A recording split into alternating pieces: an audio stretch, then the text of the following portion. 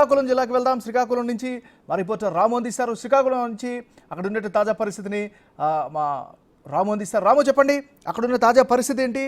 ఎలా ప్రచారాలు జరిగాయి? ముగింపు జరిగింది. అక్కడున్న పరిస్థితి, తాజా పరిస్థితి ఏంటి?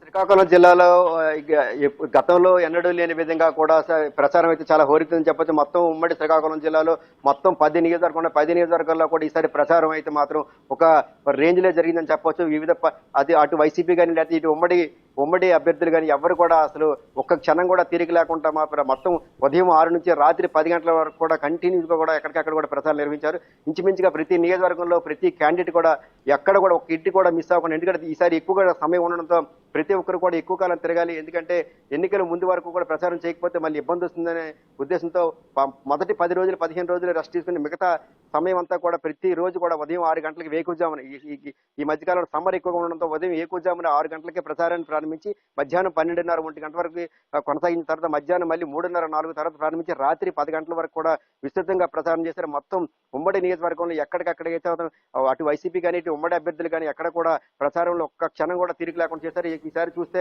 ఎన్నికల్లో నువ్వని నా విధంగా కూడా ఎవరు కూడా ఎక్కడికక్కడ తగ్గకుండా ప్రచారం ముమ్మడి చేశారు. ముఖ్యంగా చూస్తే ఈ రోజు ఉమ్మడి శ్రీకాకుళం సంబంధించి కూడా సాయంత్రం 6 గంటలకు మూసింది. ఏజెన్సీ ప్రాంతాలతో చూస్తే ఏజెన్సీ ప్రాంతాల్లో 4 గంటలకి ప్రచారం మూసింది. ఏజెన్సీ ప్రాంతాలు